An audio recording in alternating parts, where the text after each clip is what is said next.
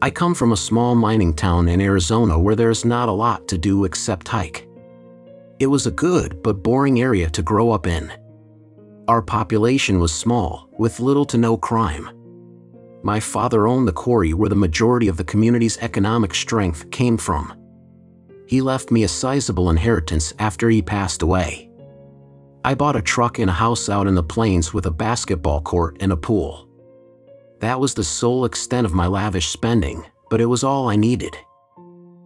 Unless you count pizza, I didn't have many vices to blow my fortune on. I've never been an avid partygoer, luckily. Like a lot of people my age, one indulgence I did have was watching YouTube.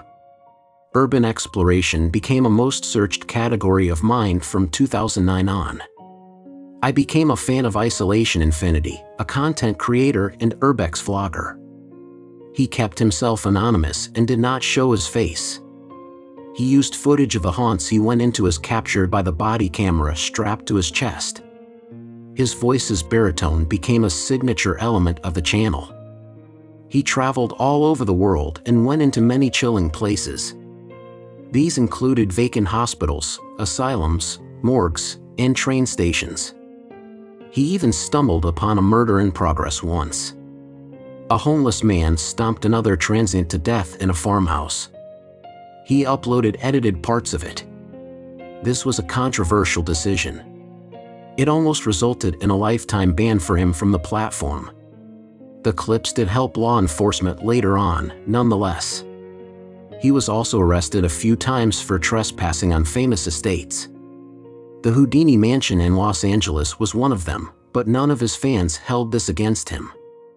We respected him for being willing to get into trouble with the law in pursuit of the next viral video. Late last year, Isolation Infinity announced he was going to have a live face reveal. It was only going to be for his patrons, i.e., those who gave money to his Patreon account. I contributed funds to it on a monthly basis. I viewed him as a pioneer in his entertainment niche and did not mind sparing a little change. He emailed me and told me I was one of a dozen allowed to attend the live event. He further stated that it would be in a password-protected chat room. He also promised an exclusive video that would not make it onto the public video lineup. I was more interested in the latter than the former. I never cared what his appearance was, since I already had a vision of someone my age, in their mid to late 20s. It was hard to convince me he looked any different from the picture in my mind's eye. Still, I was not going to turn down the chance to find out. Being able to brag to his diehard followers who did not get to experience it would be worth it alone. On the night of the scheduled face reveal, I booted up my PC. I kicked back on a lounge chair in the second-story room of my house, which was my entertainment space. It was complete with video game consoles and my beloved Alienware computer. An open bag of pepper jerky and a bottle of ginger ale sat next to my keyboard. I went into my email. The password was in my inbox. I clicked on the link. It led me to the video of a room with nothing in it but a red wall with a baby blue frame. The caption, "Isolation Infinity will be on shortly," rested at the bottom of the screen. I expected a home studio and instead got what appeared to be someone's dingy basement in need of a new coat of paint. What bothered me the most was the sound of heavy machinery whirring in the background. I wrote it off as bad plumbing. A man came into the frame. He was slim and wore a trench coat with maroon buttons on its front. He reached down, grabbed the lens of the camera, and shifted it upward. The familiar voice we had all grown fond of started to count down. "Are you ready to see who I am?" Isolation Infinity asked. 1, 2, 3, 4. At 5, he hoisted it upwards and pointed it at his face. I froze. He looked nothing like what I had visualized. He was hairless, emaciated, pale, and had marble black eyes. He reminded me of Werner Krauss from the old German 1920 film, The Cabinet of Dr. Caligari. His mouth hung open and tilted to the side, as if he could not control the movement of his jaw. The most alarming thing to me was not how his features were not flattering. That explains why he valued being off camera for most of his career. What upset me the most in the beginning was how the disparity in his perceived age made me feel lied to. He always told his fans he was a young man, like most of his demographic. The individual before me on the screen was in his 50s at the earliest. I have been fantasizing about broadcasting this for a long time, he said as he licked his lips. You have made this possible, and so I need to show my appreciation by giving thanks in the most sincere way I know how. He moved the camera to the left, and I could not believe what I saw. A woman in her 30s sat on a grimy floor, her head down from evident exhaustion. Rusted chains circled her arms. She wore a tattered black top, as though someone's knife or nails had left wounds on portions of her torso. Stains were on her clothes. She had spent time in the dirt fighting someone or clawing her way out of a soiled embankment before this. Say something, he ordered her. Tell them you can't wait to die. The blades of a chainsaw came into view, and its motor revved. She whimpered with pain, and when she tried to murmur something, I saw blood drip from her mouth. I dragged the mouse cursor over to the right-hand side of the screen to see how many people were in the chat. The answer I received left me weak. No one else was there but me.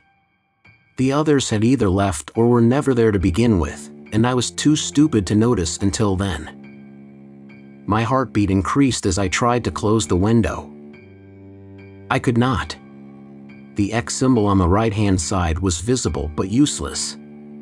It was like every other virus-infected pop-up ad you could not escape from. What? Infinity Isolation asked. You don't like it, Mark?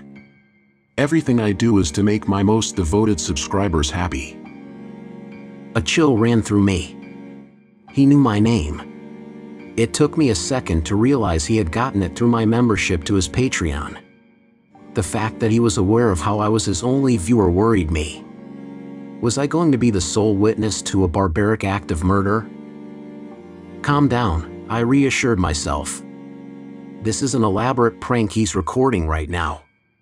He's wearing scary Hollywood makeup and she's an actress. This is all for the sake of getting more views. The chainsaw has to be a prop bought off of Etsy.com. Still, my hand inched towards the phone to call 911. The way the woman expressed her misery in that moment was all too convincing. I held my device closer to my ear. I wouldn't do that if I was you, Mark. He stared right at the screen for a moment, his eyes making perfect contact with mine. Can you see me? He lifted the chainsaw above the woman's head. He brought it down with a noise from his throat, which sounded like a cross between a scream and a laugh. A fountain of gore spurted out. The lens got hit with crimson bubbles. He cackled as I unplugged my computer. I carried it downstairs to my car and drove to the nearest police station. I filled out an incident report in an office with a dying lamp and the scowl of a detective facing me. He looked as though he would have rather been anywhere else but at work. For the first 2 hours there, I had to convince them that I was not a crazy person. They thought I was there to waste their time with a fanciful tale of my correspondence with some creep. I hope it was all a hoax, I said. If this is not real, no one would be happier about it than me. Here's my computer. See if you can trace where he's at. I gagged before I could complete my thought. The idea of it being authentic was overwhelming. They had a cybercrime unit go over everything, and a few days later I got my PC back. It took about a week before I received a call from someone working on the case. She was a homicide investigator named Samantha Brown. We found the killer was streaming from a bunker in Virginia, she said. It's an old fallout shelter abandoned since the Cold War. He calls himself the I-73 Butcher since that highway is his preferred route. He uses it as a screen name on the dark web. So is Infinity Isolation a serial killer? I asked, feeling a knot in my stomach. No, she said. the real isolation infinity is someone else. This maniac poses as famous people. He uses a combination of tools, including voice-altering software and encrypted Wi-Fi. He hacks into their accounts. He gets a thrill out of making complete strangers watch his acts of terror. His tech-savvy ways also allow him to control other people's webcams, and we don't know how many he has breached. He is on several most wanted lists of different agencies. We have never found out what he looks like. The faces he uses on those terrible live streams are prosthetic. He has maintained stringent anonymity and avoided the news cycle. I'm sorry you saw such torment. The good part is that you turning in your computer helped us at least find out his last known whereabouts. The scene has been searched and we have some evidence. Is he still out there somewhere? For now. I went to bed that night with a host of emotions. I felt violated by a complete monster that sabotaged my privacy. Moreover, I felt dumb for getting swindled. I still feel shivers over the fact that he has not been apprehended. Word of what happened got to the real Isolation Infinity, who has as of late deleted his entire channel. Many speculated on how victims mistaking him for an insane person perturbed him. Sometimes, as I lay my head down and drift off to sleep, I hear a noise by my window. I always jump up and think it is a chainsaw.